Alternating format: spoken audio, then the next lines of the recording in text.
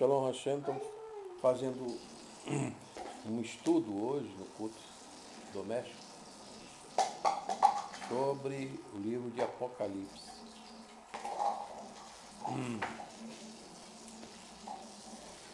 Apocalipse, no capítulo 5, essa tradução da minha Bíblia é a Bíblia de João Ferreira de Almeida, tradução corrigida, revista e corrigida, na grafia simplificada. Ela é tirada em 2006. Eu vou falar aqui sobre a mensagem do arrebatamento, a ressurreição de Cristo, certo? Amém? Sabe o que é o arrebatamento e a ressurreição dos mortos? Está lá em 1 Timóteo, 1 Tessalonicenses, capítulo 4. Lá nós lemos que Paulo estava se endereçando aos Tessalonicenses porque eles diziam assim, que já aconteceu a ressurreição e que não vai haver mais ressurreição. Então Paulo trata essa questão com os Tessalonicenses, escrevendo nessas duas cartas. Não quero, porém, irmão, que sejais ignorantes acerca dos que já dormem, para que não vos entristeçais como os demais que não têm esperança. Porque se cremos que Jesus morreu e ressuscitou, assim também aos que em Jesus dormem, Deus os tornará a trazer com ele. Dizemos-vos, pois, isto, pela palavra do Senhor, que nós, os que ficarmos vivos para a vinda do Senhor, não precederemos os que dormem. Porque o mesmo Senhor descerá do céu com alarido, com voz de arcanjo, com trombeta de Deus, e os que morreram em Cristo ressuscitarão primeiro. Depois nós, os que ficarmos vivos, seremos arrebatados juntamente com ele nas nuvens, a encontrar o Senhor nos ares, e assim estaremos sempre com o Senhor. Portanto, consolai-vos uns aos outros com estas palavras. Então, segue-se aquela advertência sobre outro assunto. E Paulo continua na segunda carta de Tessalonicenses. Ele fala dizendo sobre, pela vinda do nosso Senhor Jesus Cristo, pela nossa reunião com ele, rogamos que não vos movais facilmente o vosso entendimento, nem vos perturbeis, que é por Espírito, palavra, epístola, como se nós, se o dia de Cristo estivesse já perto. Ninguém de maneira alguma vos engane, porque não será assim, sem que antes venha a apostasia e se manifeste o homem do pecado, o filho da perdição.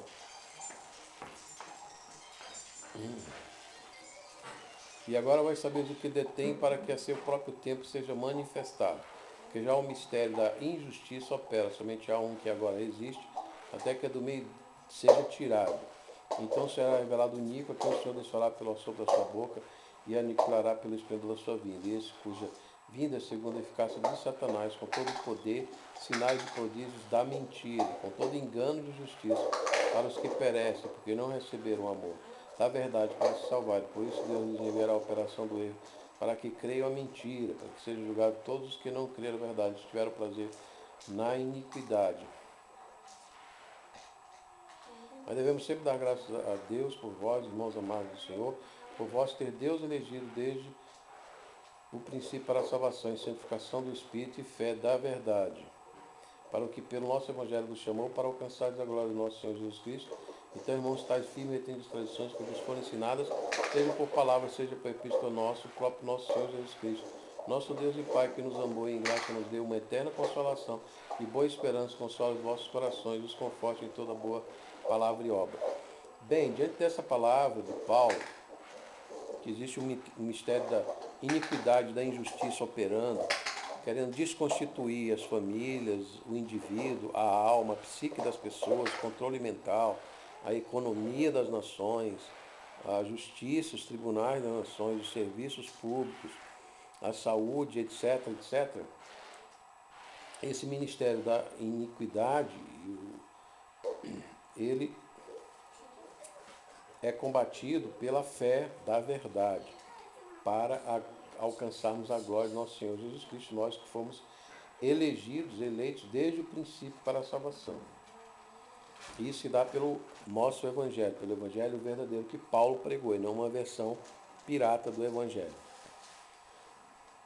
Então chegará esse momento em que o filho da perdição será revelado. E aqui no verso 3, do capítulo 2, segunda epístola de Tessalonicenses, há muita polêmica, porque uns dizem assim, que o que Paulo está falando aqui é que veio a apostasia das igrejas e aí se manifesta o homem do pecado.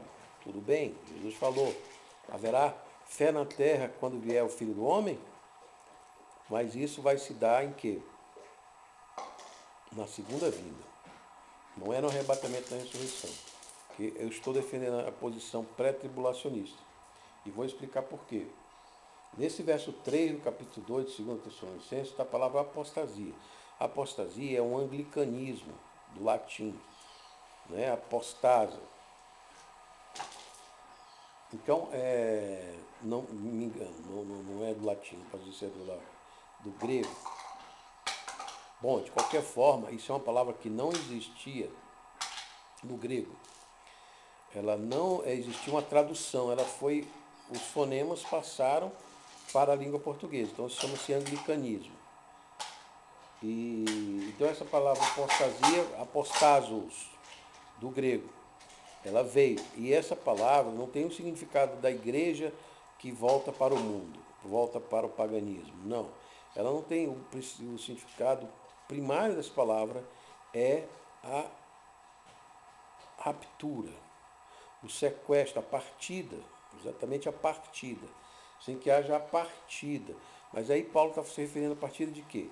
Da igreja. Então aqui é um argumento forte, nesse versículo 3, sobre a semântica da palavra apostasia, a favor da visão pré-tribulacionista, quer dizer, que a igreja será arrebatada, os mortos ressuscitados antes dos 7 anos de tribulação de Daniel, o profeta Daniel, e a manifestação do anticristo.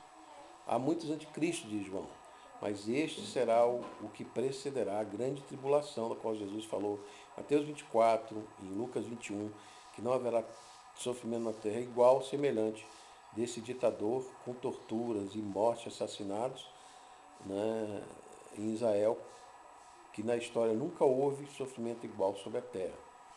E nesses tempos será também mandadas as 2 testemunhas, 144 evangelistas judeus, com Jesus, né, já em visão na terra de Israel, em ministério de visão na terra de Israel, antes da sua volta. Olha, se ele tem ministério de visão, ele vem para os seus. Qual a dificuldade? Se ele aparece para os seus já, ele rebate os seus. Então, vai desaparecer milhões, centenas de milhões de cristãos e judeus convertidos no mundo inteiro. Nesse dia vai ser um pânico no mundo inteiro, nas nações. Para onde for esse povo, né? Jesus ressuscitar os mortos e subir. Paulo explicando isso sobre aos Tessalonicenses, ele diz o seguinte, ele diz, olha, nós, os que estivermos vivos nesse dia, para a vinda do Senhor, a primeira vinda, não visível para o mundo, né? A vinda invisível para o mundo, invisível entre aspas, porque tantas pessoas que vão ser desaparecidas da terra, não será um acontecimento de pouca monta em noticiário. Então ele diz, ó, nós os que estivermos vivos para a vinda do Senhor, não precederemos os que dormem. Por que Paulo disse isso?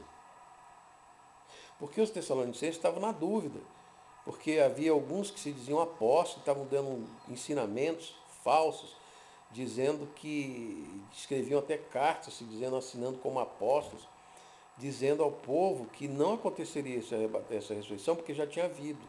Então Paulo diz, primeiro ele coloca aqui, ele faz essa grande revelação. Com essa revelação ele trava essa dúvida na cabeça do povo. Por quê?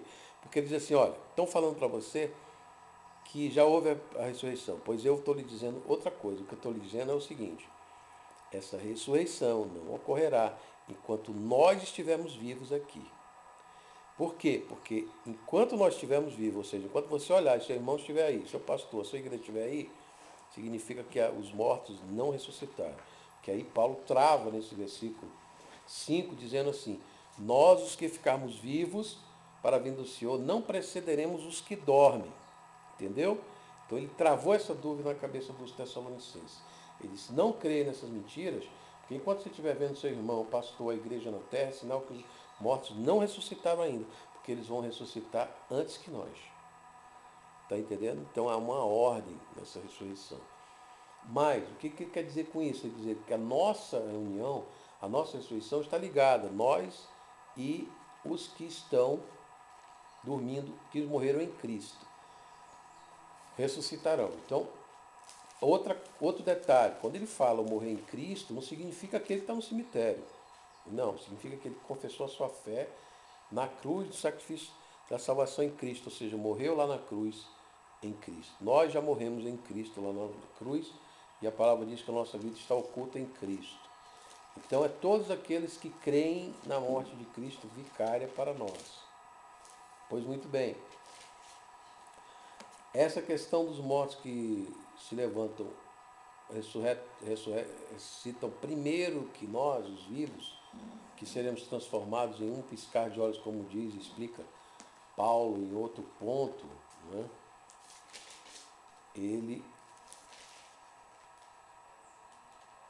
ele fala que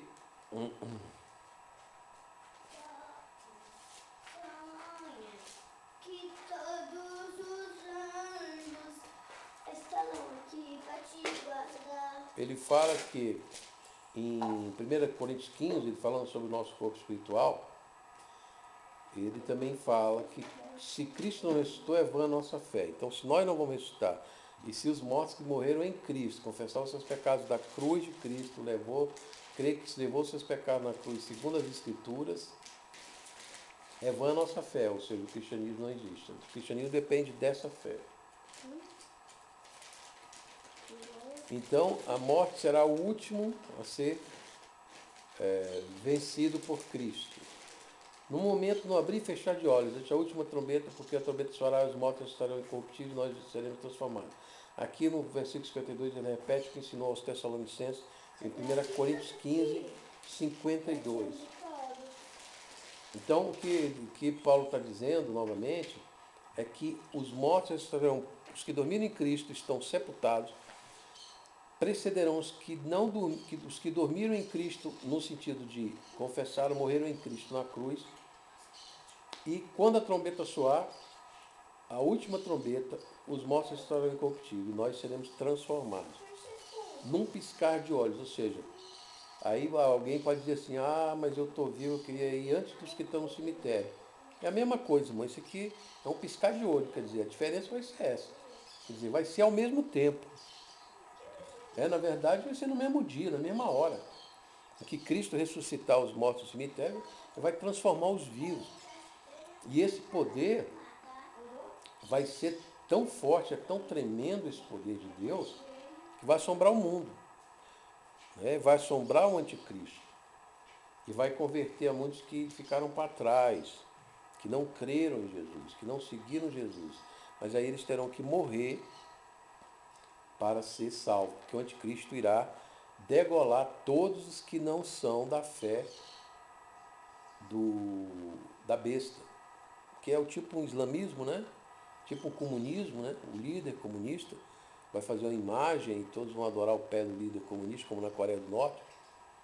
Fidel Castro, esses Chaves, e agora aqui o Lula, tá querendo construir um grande líder comunista, né? Ou outro que virá depois dele. A gente não sabe como se desenha o comunismo no mundo. Diz que morreu, mas já está a Rússia já invadindo a Europa, né? Já estão os europeus se treinando, os Estados Unidos mandando soldados para treinar, para enfrentar os russos na Europa. Nós estamos em iminência até do que Paulo diz, quando disserem paz, paz, paz, o comunismo acabou, morreu, virá uma grande guerra mundial, talvez a terceira guerra, Armagedon, que os comunistas e os muçulmanos invadem Israel. Gog e Magog, que é a Rússia, aquele povo dali, da Ucrânia, pode descer, mas isso é outro assunto escatológico que não está aqui para ser desenvolvido nesse estudo, propriamente porque é do arrebatamento. Então, chegamos então ao piscar de olho, a transformação, o arrebatamento e a ressurreição dos mortos, a segunda vinda de Cristo. A segunda vinda invisível, né? Seria a primeira da segunda. Que a segunda vinda vai ter duas vindas. Vai ter uma vinda em visão para os santos, transformação e arrebatamento, e uma segunda epifania para o mundo. Jesus vem em poder e glória com anjos, estabeleceu o seu reino sobre a terra de 1000 anos. Aí ele vem com força, vem com poder, ele vem com o exército celeste. invencível. Né? E nós, transformados, ressuscitados, desceremos com ele para reinarmos, sermos sacerdotes e reis. E é sobre isso, dei essa volta toda no contexto do cenário da ressurreição dos mortos no arrebatamento, para chegar a expor a vocês essa informação preciosíssima que nós, pela graça de Deus, alcançamos devido a um pregador, um pastor americano que se chama David Hawking, H-O-C King, pode procurar na rede, David Hawking, no YouTube. Ele faz um ensino muito interessante, que ele tem vários doutorados e mestrados, nesse versículo 9 do capítulo 5 de Apocalipse. Quando os 24 anciãos que estão no trono de Deus prostaram-se diante do Cordeiro, tendo todos eles harpas e salvas de ouro cheias de incenso, que são as orações dos santos. Então eles já é o que? A igreja representando as orações dos santos diante de Deus. Então eles já estão no trono do céu, já foram arrebatados, tem coroa na cabeça.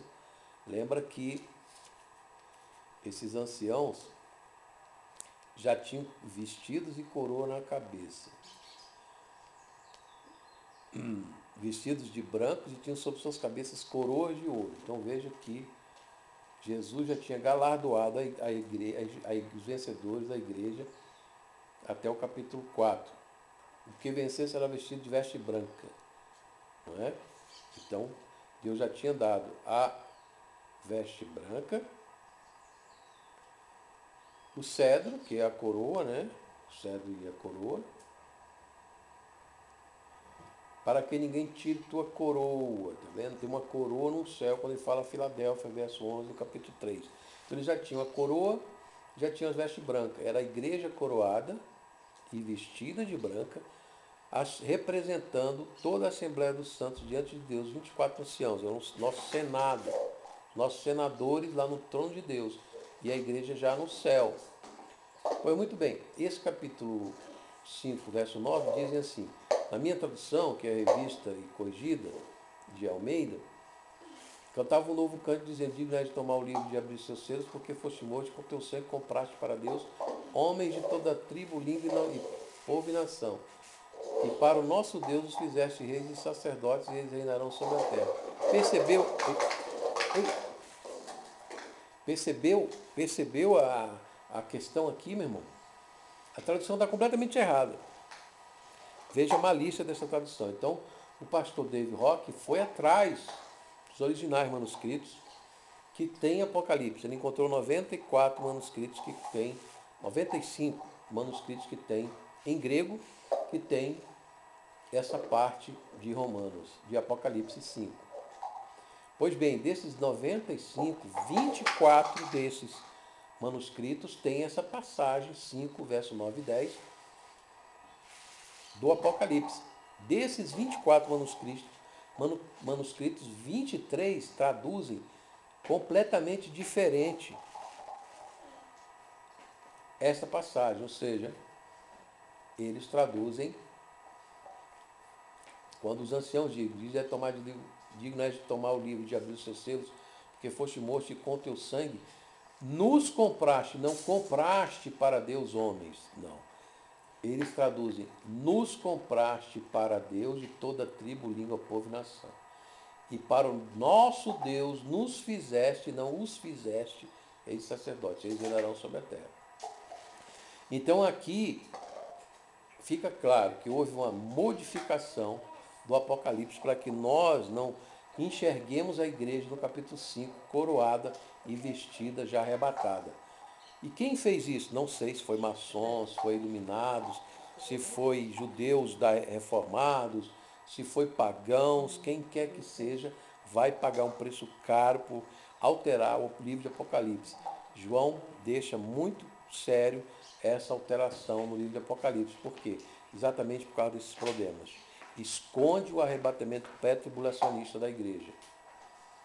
Então nós temos assim certeza que a igreja estará no céu antes de ser manifestado o último anticristo e a grande tribulação. Como os irmãos já sabem, 7 anos de boda, de casamento, na casa do Pai, como Jesus disse, na casa do meu Pai, em João, ele diz, na casa do meu Pai há muitas moradas, eu vos prepararei lugar, e onde eu estou, vos buscarei, para que estejais comigo. Portanto, tudo isso está aqui, nesse pequeno detalhe da tradução. Agorazo, esse comprar vem do verbo agorazo.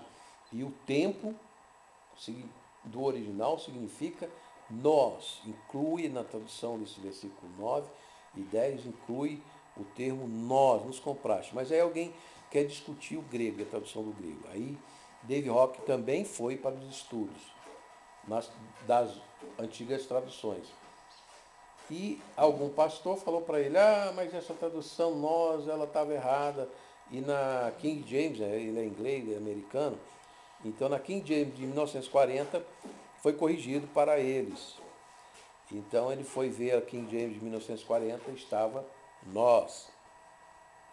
E aí ele foi também para as Bíblias chamadas traduções virgens, que são do grego traduzido para as línguas orientais, o aramaico, o siríaco, e lá está nós. Aí ele foi para a tradução do. Desculpe. Aí ele foi para a tradução da Vulgata de Jerônimo. Jerônimo foi no século IV, ele tinha muito mais manuscritos que nós hoje temos em grego. E na Vulgata de Jerônimo, que é a tradução para o latim desses manuscritos gregos que tem Apocalipse, Jerônimo também escreveu e traduziu nós nesse campo. Ou seja, Jerônimo concorda que a igreja vai ser pré-tribulacionista, arrebatada no pré-tribulacionismo. Os tradutores do Oriente, da Síria, o aramaico, concordam. A King James de 1940 concorda. E eu não sei por que na nossa Bíblia aqui, e os 23 manuscritos, exceto o de Código Alexandrino, os 23 testificam que é nós. Então eu não sei por que as nossas Bíblias modernas traduzem isso como eles.